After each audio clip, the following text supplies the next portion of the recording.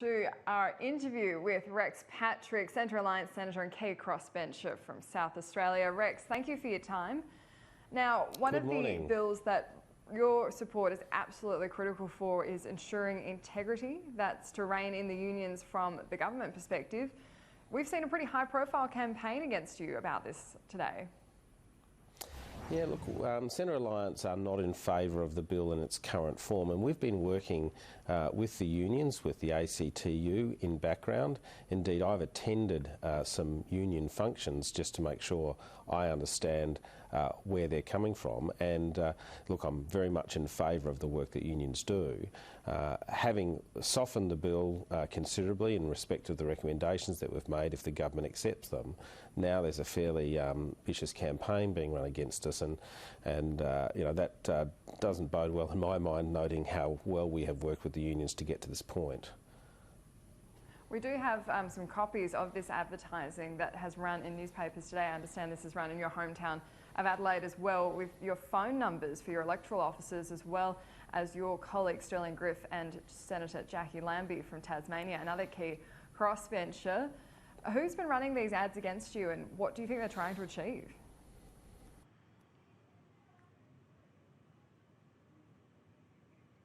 Oh, lost the power there. Well. Occupational hazard for crossing to Adelaide. Oh, we're back. Sorry, Rex. We lost the power there intermittently, so you missed me taking a bit of a jibe at Adelaide, which is probably a good thing. But if we move to who's running these ads and why they're targeting you. Okay, so the ACTU have run some ads, as well as the Electrical Trades Union. And look, what they're doing is they're spending members' money for advertisements, which seem odd in the context that our door has been open to them. We've been talking to them on a regular basis. So the ads, in my view, will achieve very little. Will you continue to work with the ACTU now?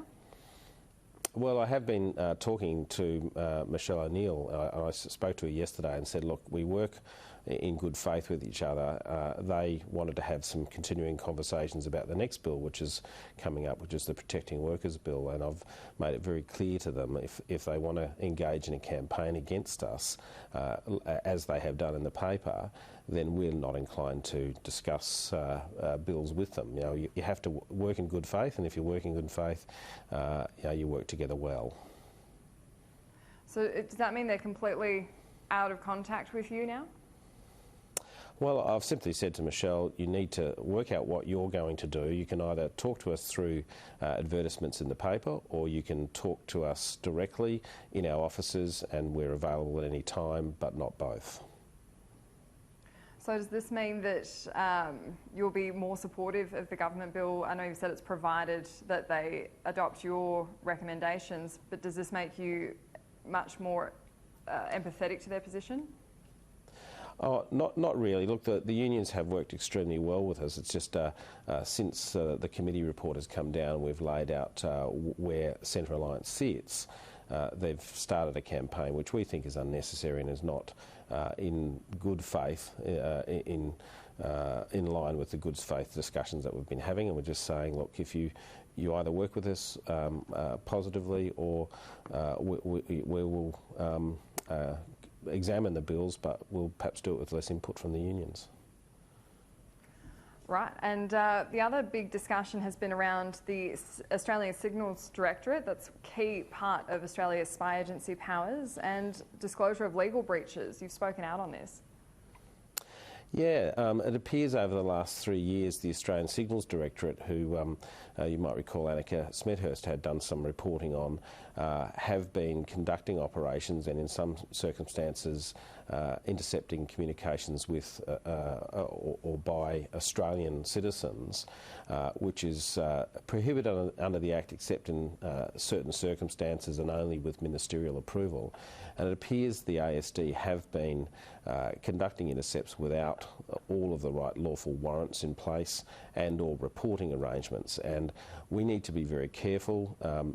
The intelligence services exercise significant powers, and they do so in secret. They have to be very respectful of the law, making sure that they only conduct these operations in accordance with law. And if they breach, there needs to be consequences, because right now it's happening year after year after year with simply reporting, acknowledgement, recommendations, but no consequences.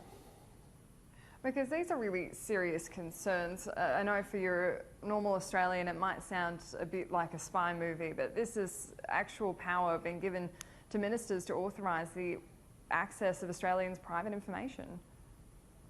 Look, I have no doubt that our intelligence services are operating in good faith, with good reason. However, they do have to comply with the law, and we can't have a situation where we let intelligence services exercise these secret powers unlawfully. Indeed, we have a situation in Australia now where there are 7,000 people working in the intelligence domain. They have a budget of over $2 billion, and we have no parliamentary oversight of what they do. We need to start paying more attention to this. We have slowly given police and intelligence services more and more powers, even just in the last sitting week, powers to demand identification at airports. And we need to make sure there are proper checks and balances in place when we do this.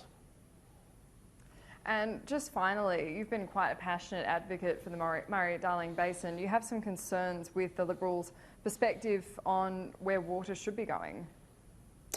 Yeah, I had a discussion with Minister Matt Canavan the other night at Estimates, and we were discussing the sort of philosophies on the river, and the philosophy that is currently adopted is that water should go to the most valuable crop.